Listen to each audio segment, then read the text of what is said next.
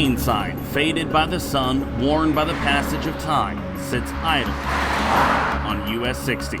It boasts the, quote, proven leadership of Judge Executive Jody Jenkins. I had to present y'all with a budget for 2015-2016. But ever since he was re-elected, he's been trying to lead the county out of the controversy that some say he steered it into.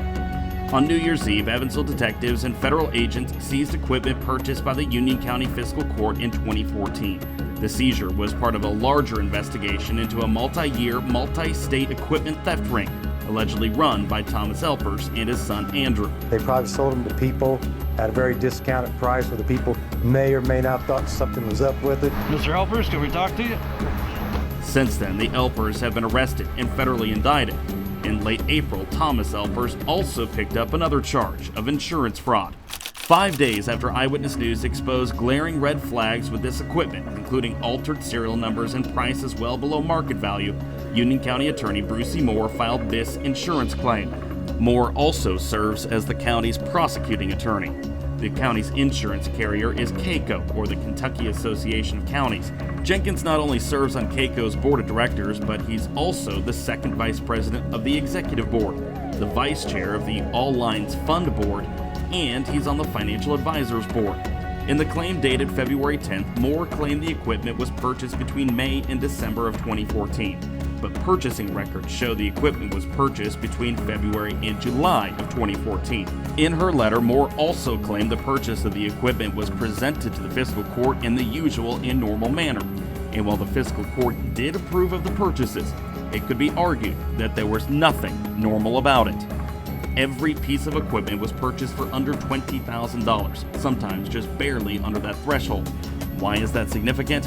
Kentucky's model procurement law requires anything above $20,000 to be publicly bid out by the fiscal court. And you look at other comparable pieces of equipment, or vehicles or anything else, you look at something, two other things that are comparable in shape and model year, that sort of thing, and wasn't anything out of the ordinary. Records show the equipment was also significantly below market value. In some cases, the county purchased the equipment for less than half of what it would have sold for on the open market. Law enforcement sources say the serial numbers, like this one, were clearly altered or missing altogether. And yet, Judge Jenkins insists that there wasn't anything out of the ordinary. Oh, no, it was purchased in good faith. No, it wasn't anything like that. According to an Evansville Police Department incident report, a 2013 case CX-55B was stolen from a construction site sometime between July 1st and July 3rd, 2014. According to law enforcement sources, that same piece of equipment was sold to the Union County Fiscal Court on July 2nd. When the excavator arrived, Union County sources say it still had mud on the tires, almost as if it had just been at a construction site. Records show these transactions, amounting to roughly $100,000, were done with a man named Jason Habermel, who did business as Habermel Equipment. According to state records, that business did not exist, nor was it registered. When we purchased the equipment that from a reputable group, they weren't part of this. On April 1st, 2015, a federal grand jury indicted Habermel on 4 counts of money laundering. The indictment alleges that Habermel cashed, not deposited, each check. The cleared checks showed each one was cashed at the same place, on the same date, or just after the check was written. Records show those checks were cashed at the Planters Bank location in Sturgis. That's the same bank that holds Union County's bank accounts. According to court records, Habermel disbursed the money to Andrew Elpers and, quote, others known to the grand jury. It's unclear who those other people are. Yet, in the insurance claim, County Attorney Brucey Moore said the purchases were done in the usual and normal manner. About a month after the insurance claim was filed, KACO notified Moore and Jenkins that their claim was denied, saying, quote, the seizure of the above-mentioned equipment by law enforcement is not covered under the insurance agreement with Union County Fiscal Court. In mid-April, Moore appealed KACO's decision, pleading them to reconsider. But all in all, I think you'll be fine with where it's at. In the meantime, not only does the county no longer have the equipment, it is out the $100,000 in taxpayer money that it used to buy the equipment. It comes at a time when the county's budget is as tight as ever. Probably looks a little bit like 2005.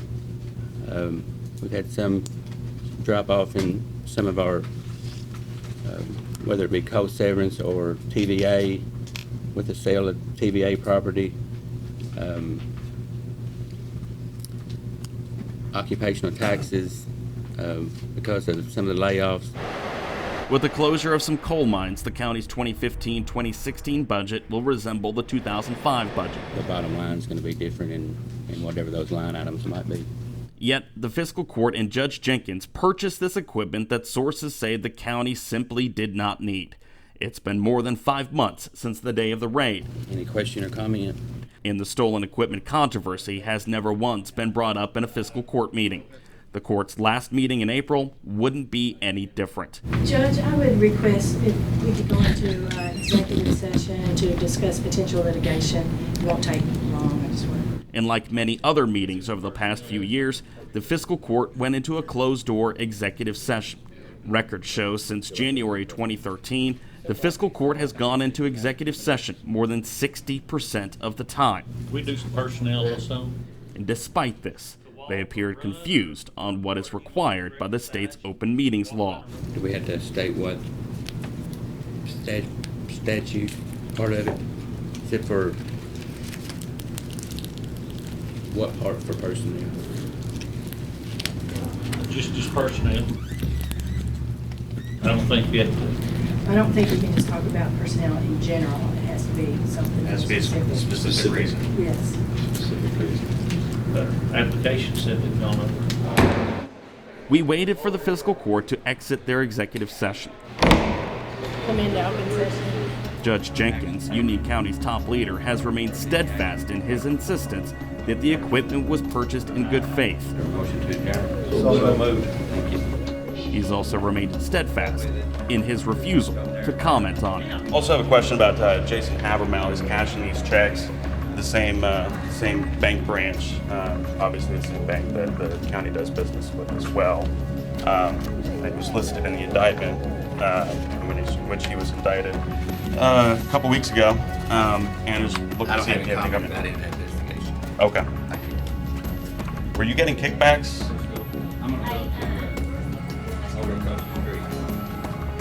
Jody, were you getting kickbacks on these transactions?